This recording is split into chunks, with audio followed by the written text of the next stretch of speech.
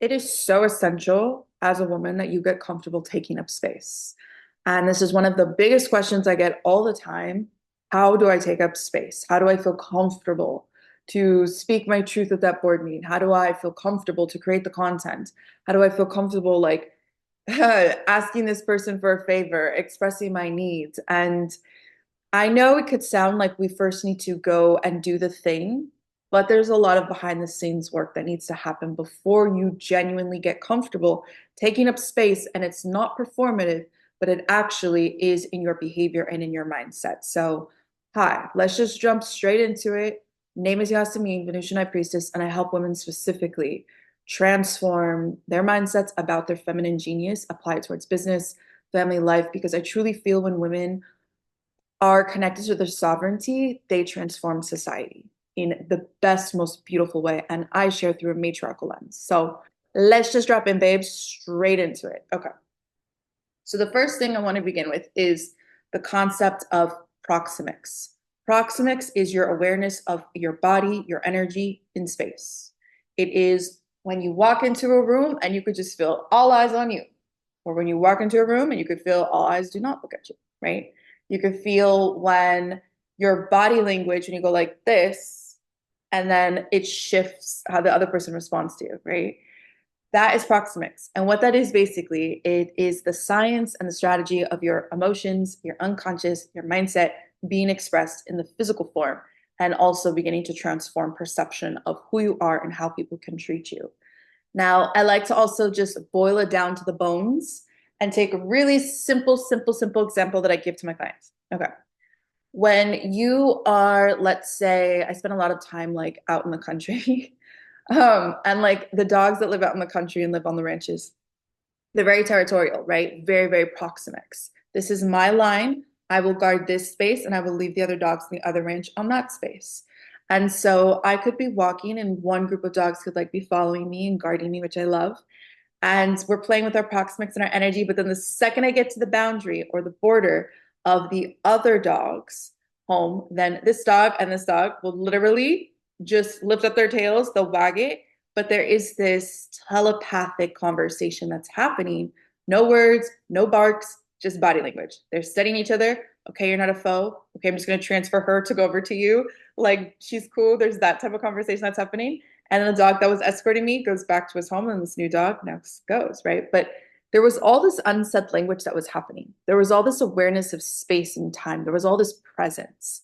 That is the power of proxemics. And every single woman has that capacity because your internal physiological setup, the way your womb's set up, your ovaries, your fallopian tubes, is a magnetic force field, is sacred geometry, where you naturally draw an attention to your center. You naturally pull in awareness. You naturally are pulling in attention. You are naturally attractive as a woman. Law of attraction. Now, by getting comfortable to take up space, you have to get comfortable with attraction and awareness and being perceived and what that can actually mean when people are looking at you. And what I have found is that when I trained myself and I trained my clients to get comfortable with proxemics and being aware of their bodies all the time in space, not from a fear-based place, but fear-based place, but more from a you have control over how people perceive you. I know we say that we can't control, but you can. You can control based upon the colors you wear, based upon how you wear your hair, based upon how you do your nails, based upon how you communicate, based upon your body language, based upon the control that you have in chaotic moments. You are now transforming people's perception of who you are. So there are certain things as women that we can control and that we can project that we're intimidating. Don't approach us because the way that we have our face, the way that we have the composure of our body, the language of our spine, the language and the shapes that we wear on our body, and the flowiness or the structures, whatever it is, your awareness to take command over your presence of space is in your power. And the more that you tap into the power, the more you tell other people around you, I am empowered, proceed with like offerings, respect, or sacrifice. I always tell people that, or admire from afar, right? If you can't do any of those things, that's fine. Stay over there. Do not come over here. Because just your nonverbal communication is telling people I am presence. So it's not about dressing really big or showing a lot of skin or being super loud or whatever it is, like trying to monopolize all conversations and harsh power all the time. I actually say the most softest person, maybe even the most soft spoken, the one that doesn't take up so much like physical, obvious space, is usually taking up the most space mentally, energetically. And if they're like trained in this, yeah, their energy is going to linger in people's minds. So to take up space, I would highly recommend getting very, very present about your proxemics, your awareness of your body in space, your awareness of your words and what you're saying, your awareness of your emotions and how it's impacting your behavior. When you're feeling a really big emotion, but you know you need to hit a deadline, does that emotion derail you from hitting that goal? That's awareness of yourself in space and time, right? Maybe you need to excuse yourself a little bit and then come back to that conversation or that goal, whatever it is. But having control over yourself will tell other people you cannot control me. You're taking up space, right?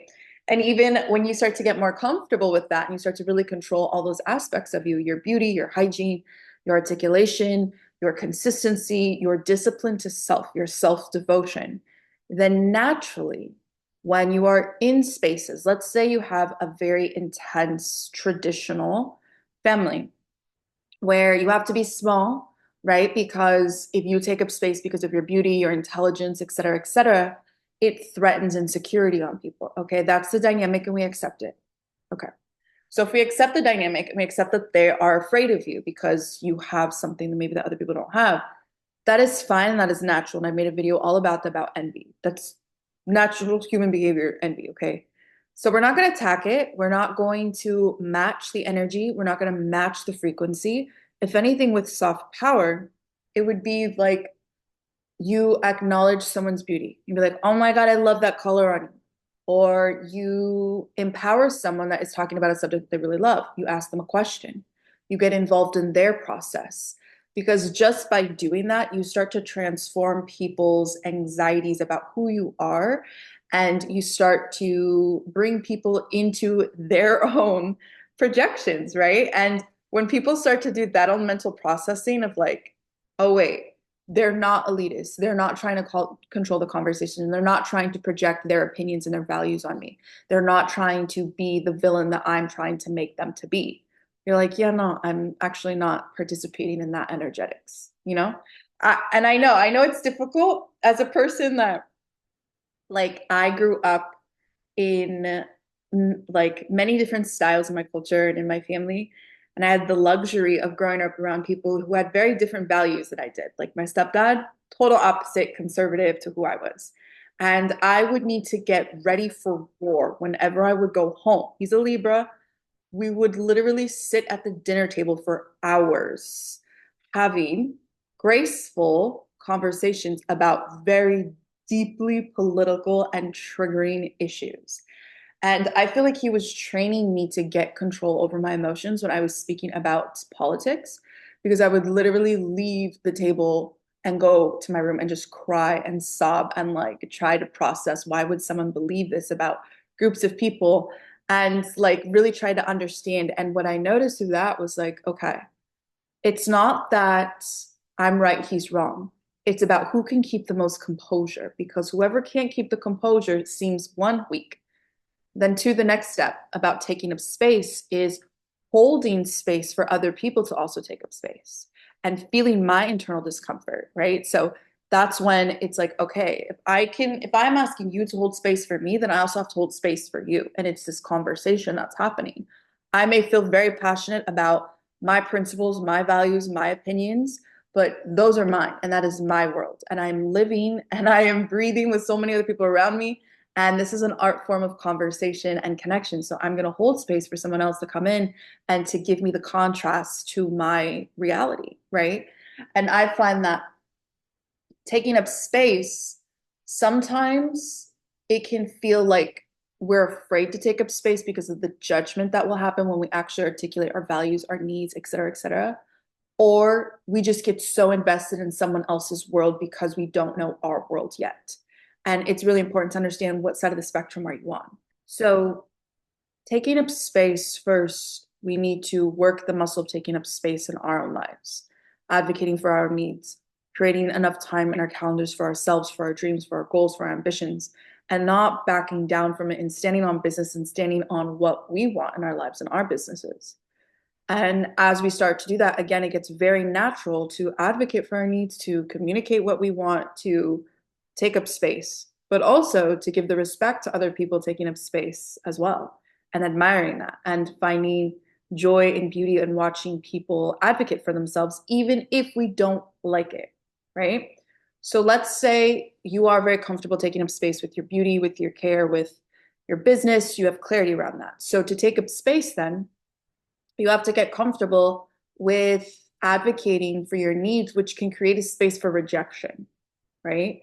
So if someone says, like, you have a group of friends and they're like, oh, let's go to an Italian restaurant, right? You don't like Italian food.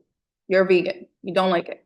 To take up space, you would say, oh my God, that sounds like so much fun. I'm going to check the menu and make sure that they have like a salad that I can eat there. Go check the menu. Oh, they don't have any options. Can we look at something else? That right there is creating spaciousness for you to have connection with your friends, but also you are exerting soft power. You are telling folks, like, I want to be involved in this activity, but I also want to be acknowledged.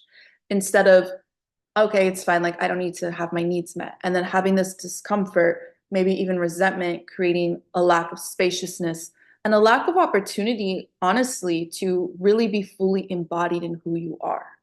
Because when you are embodied, you create this energy of truthfulness.